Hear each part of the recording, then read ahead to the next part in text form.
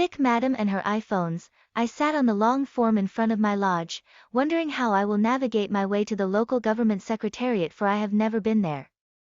I knew the town it was situated in, but I don't actually know how to and where to enter bus that will take me there without wasting my meager resources.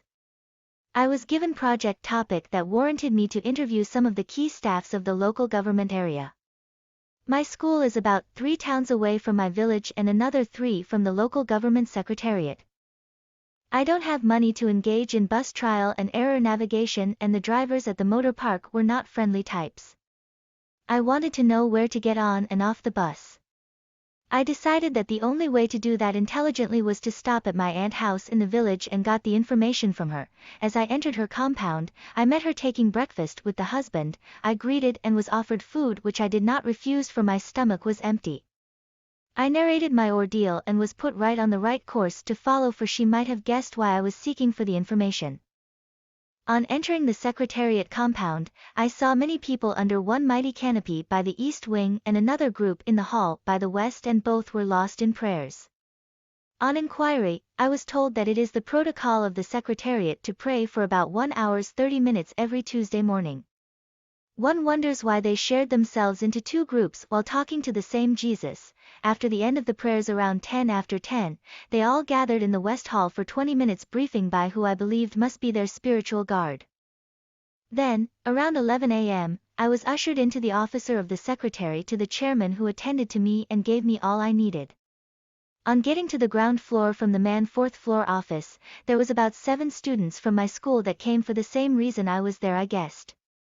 I decided to wait for them, for 2 of the 7 is from my department. I went to the canteen opposite the main building and sat there without ordering nothing, for frugality was my bedmate then. Shortly, I saw the same group heading towards a 2-story building adjacent to the main building. I wondered what their business inside there was. They came out almost immediately, heading towards the same building they left not up to 3 minutes earlier. I concluded from their demeanors that their business inside wasn't successful. Maybe the person they were sent to wasn't around, or what they wanted wasn't given to them. Why wasn't I sent to the building? I rechecked my questionnaire to be sure I got all I needed from there, for I don't intend visiting there again on the same purpose. Everything was in order, only my inquisitive mind was in disorders. To quieten it, I turned to the girl working in the canteen and put my questions to her. "Excuse me please," I begun. "What is that 2-story building over there for?" "For computer works and non-regular staff's offices." "Non-regular staffs, like security, sweepers, grass and flower cutters."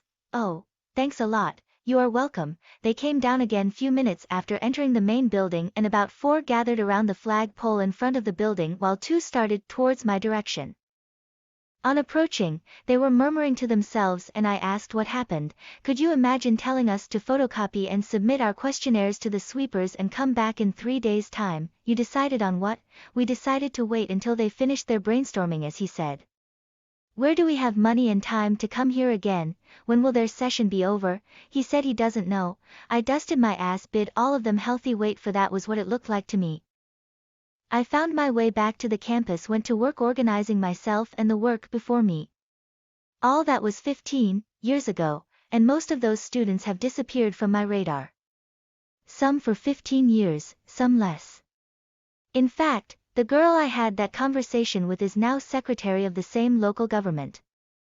I wondered how she is handling the information hunters that came her way. You need to see her now to understand fully what passage of time does to people. She is now one of those ladies that people refers to as thick madam. She looks like Equator, and has this habits of juggling 2 iPhones while carrying empty hand bag. She had this habit of demonstrating with her hand while speaking. When we first met again at the State House Assembly Complex, she was representing her local government and I covering the convention. She was with the other local government representatives, and they gathered near the entrance talking while waiting to be ushered in. She kept glancing towards my direction where I stood with my colleagues over and over Olga. Cô ấy giày và điện thoại của cô ấy. Tôi ngồi trên một chiếc ghế dài trước nhà nghỉ của mình, tự hỏi làm thế nào tôi sẽ tìm đường đến ban thư ký chính quyền địa phương vì tôi chưa bao giờ đến đó. Tôi biết thị trấn đó nằm ở đâu, nhưng tôi thực sự không biết làm cách nào và đi ở đâu để đi xe buýt đưa tôi đến đó mà không lãng phí nguồn lực ít ỏi của tôi. Tôi được giao đề tài dự án khiến tôi phải phỏng vấn một số cán bộ chủ chốt của chính quyền địa phương. Trường tôi cách làng tôi khoảng 3 thị trấn và cách ban thư ký chính quyền địa phương khoảng 3 thị trấn. Tôi không có tiền để tham gia thử và điều hướng lỗi xe buýt và những người lái xe ở công viên xe máy không phải là những người thân thiện. Tôi muốn biết nơi lên và xuống xe buýt. Tôi quyết định rằng cách duy nhất để làm điều đó một cách thông minh là dừng lại ở nhà dì của tôi trong làng và nhận thông tin từ bà.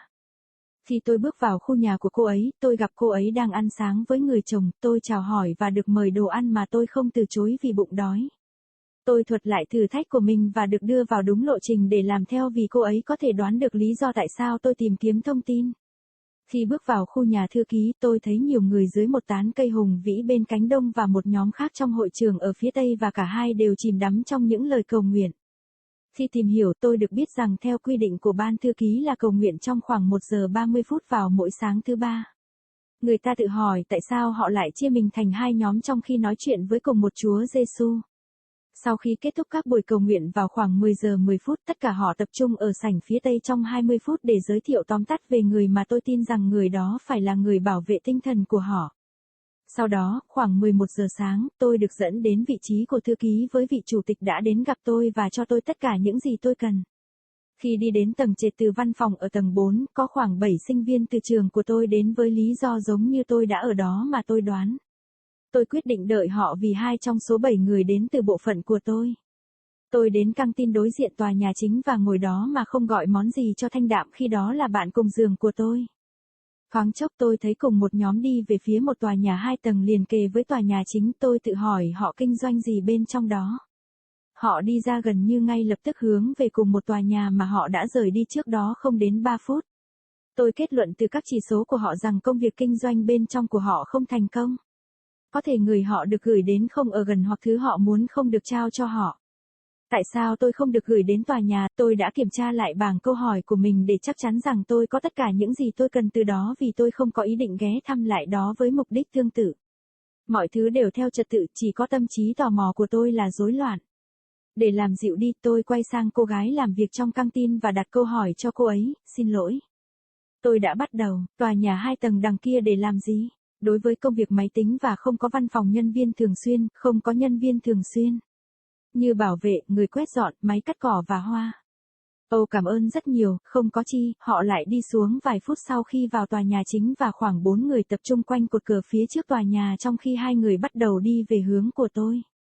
Khi đến gần, họ đang lẩm bẩm một mình và tôi hỏi chuyện gì đã xảy ra. Bạn có thể tưởng tượng việc yêu cầu chúng tôi sao chụp và gửi bảng câu hỏi của chúng tôi cho người quét và quay lại sau 3 ngày nữa. Bạn đã quyết định điều gì? Chúng tôi quyết định đợi cho đến khi họ kết thúc quá trình động não như anh ấy nói. Chúng ta lấy đâu ra tiền và thời gian để đến đây lần nữa? Khi nào thì phiên của họ kết thúc? Anh ấy nói rằng anh ấy không biết. Tôi phủi mông chào giá tất cả bọn họ chờ đợi lành mạnh cho đó là những gì nó trông như thế nào đối với tôi. Tôi tìm đường trở lại khuôn viên trường để làm công việc sắp xếp bản thân và công việc trước tôi. Tất cả đó là 15 nhiều năm trước và hầu hết những sinh viên đó đã biến mất khỏi tầm ngắm của tôi. Một số trong 15 năm, một số ít hơn. Thực ra, cô gái mà tôi trò chuyện đó giờ là bí thư chính quyền địa phương. Tôi tự hỏi làm thế nào cô ấy đang xử lý những kẻ săn thông tin đến theo cách của cô ấy. Bạn cần gặp cô ấy ngay bây giờ để hiểu đầy đủ những gì thời gian trôi qua đối với con người. Cô ấy hiện là một trong những quý cô được mọi người gọi là cô gái dày dặn. Cô ấy trông giống như Equator và có thói quen xếp 2 chiếc iPhone trong khi xách chiếc túi trống không? Cô ấy có thói quen biểu tình bằng tay khi nói. Khi chúng tôi gặp lại nhau lần đầu tiên tại khu phức hợp hội nghị nhà nước, cô ấy đang đại diện cho chính quyền địa phương của cô ấy và tôi bao trùm đại hội. Cô ấy đã ở cùng với các đại diện chính quyền địa phương khác và họ tập trung gần lối vào nói chuyện trong khi chờ được dẫn vào. Cô ấy liên tục liếc về phía tôi, nơi tôi đã đứng cùng các đồng nghiệp của mình.